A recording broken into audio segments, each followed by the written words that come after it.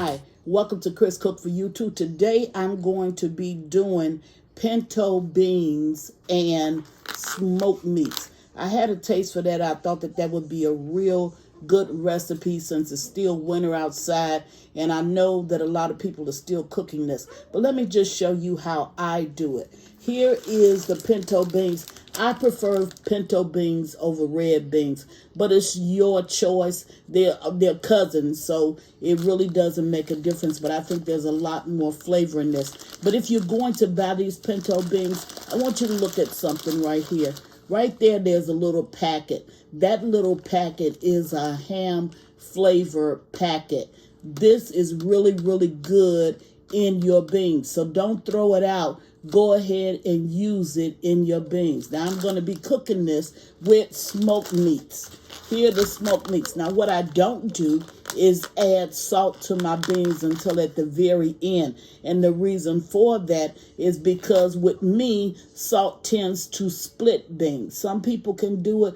I don't do it. I know that people are going to question me. There's a little bit of salt in any cured meat, but it's not enough to split that bean. So you really don't have to worry about it. When I start this off, and I'm not going to soak my beans. If you want to soak yours, you can soak yours. I'm going to start this with my smoked meats about 10 minutes until it comes up to smoking. And once the pot starts to smoke, like the steam is actually going through the pot, then I'm going to go ahead and add my beans in. I'm going to add this onion to my smoked meats when I put them in the pot, and I'm going to let it rip up until the very end, which is about an hour and a half to 2 hours away. Then I'm going to go ahead and add the rest of my seasonings. Now, you also can cook these, and it's a much easier process if you cook them in a slow cooker. But I wanted to cook them on top of my stove today. Now, at the end, I'm going to go ahead and add my onion powder, my garlic powder. Then I'm going to add my salt. And my all-time favorite seasoning in the world, I'm going to add some onion soup mix. Now, these beans are going to be so delicious, so creamy. I'm going to serve it over a bed of rice, and I'm going to make up some cornbread. Then you got an old school meal that'll hit that tummy, and it'll take you through the rest of the day. So let's get started. I'll be right back after I put my meat on the stove and started to cooking. Be right back. Okay, I want to bring you back and show you before I went to wash my beans. I wanted to show you, you do have to pick your beans. So these are the ham packets that was inside of the bean pack. And this is what you're going to put in your beans. But you're not going to put it in there until the beans are almost done.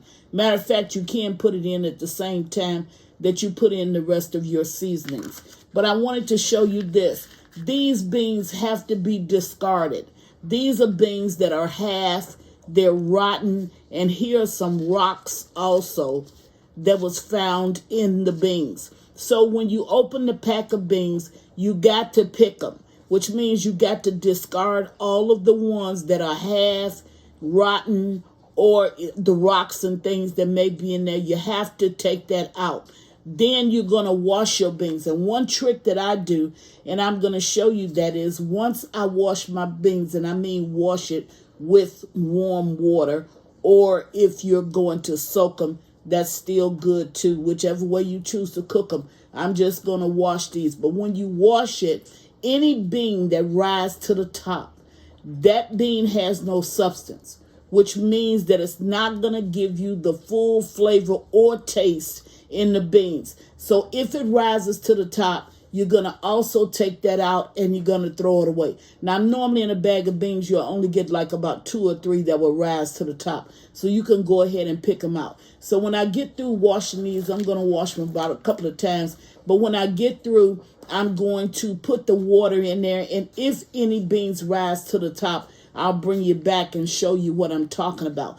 Otherwise, just know that when you rinse them, fill your water up over your beans. And if any of your beans rise to the top, those beans are no good. You just go ahead and discard them. So when I rinse these, if I see some, I'll bring you back. Otherwise, I'll meet you at the stove. Be right back. Okay, I'm finished washing, and this is what I meant. See that bean there?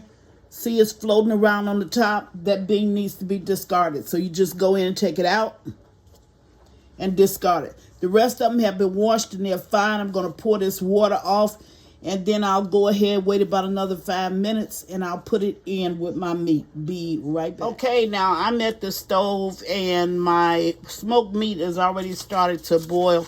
You can see it just getting ready to start. And I'm going to go ahead and put in this onion that I chopped up. Now it's going to take these beans just as long as it's going to take this meat. This is smoked meat. I got ham hocks and neck bones, and I got these beans. Because I chose not to let mine go overnight and soak. And because I'm just going ahead and just cooking mine, I'm going to get the same results that you're going to get, but the only thing about mine is it's going to take me a little bit longer. If you cook it in your slow cooker, it's a whole lot of low maintenance. And if you go ahead and you cook them by soaking them, it's going to be a whole lot faster process. But with me, I ain't got nothing but time, so I can do this. But if you choose to do it the other way, that's fine too. It doesn't really matter how you do it, what process you use. Just get the job done. Okay, that's in. What I am going to do is to put in 2 tablespoons of sugar. You can omit that. That's optional. I always put it in my beans. I put it in my peas as well. So, but you don't have to do it. Okay, so now I'm going to let it rip for an hour and a half.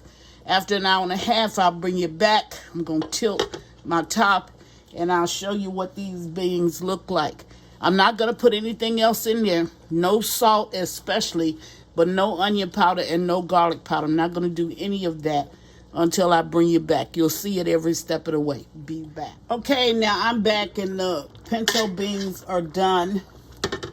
And I just want to show you, I'm getting ready to add the seasonings over in there, and then I'm going to wait about 15 minutes. But I want to show you something. Look at that gravy on those pinto beans. See how it looks? And look at the pinto beans. See how they're still whole? That's a little piece of the meat that's cooked all the way loose. But see my beans? How they came out, the meat cooked off the bone. And that's what you really see. So I'm going to go ahead and I'm going to add. But see, that's what you're looking for, is those beans to be whole. Now, if you ever go to somebody's house, they invite you over to dinner and they got pinto beans. I don't care how bad you want some. If you don't see gravy like that, you don't see nothing but just looks like the water was just dumped in from the sink. I'd leave them beans alone and go home and cook my own. Because unless those beans cream up, now I have the heat off, even though you still see it coming up. And this is just the seasonings that you saw. This is the ham seasonings, the onion powder and the garlic powder. And I still forgot to bring the salt, but what I'm going to do is, that's a bone. Just want to get that bone out there, is I'll just put some salt over in it, but there. Now I can do that now because my beans are really, they're off. If you want to add some cayenne pepper or some kind of something to heat it up a bit, and I mean pepper heated up, you can go ahead and do that. I can't do that because my food has to be kid friendly. But as you can see, my meat cooked all off the bone. My beans look really, really, really good. And that gravy is what you need to really bring in that flavor and to coat that rice really, really good. That's what I had a taste for. Chris is making pinto beans over a bed of rice and served with some cornbread. Now that's good Southern cooking, and it's good Southern eating. I'm not going to go ahead and dish you up a plate because you've probably seen this too many times, but you know how this is going to go down. I wanted to just show you, and you're looking for that cream. Once you get that cream, you know you have an excellent pot of beans. I thought I had cut it off, but I didn't.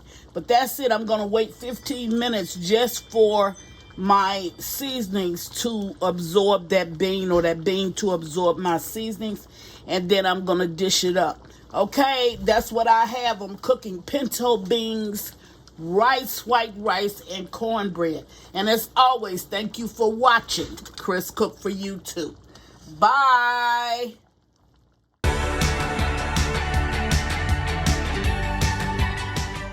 Please follow me on Instagram and Facebook at Chris Cook for You Too. And don't forget to share this video. Bye.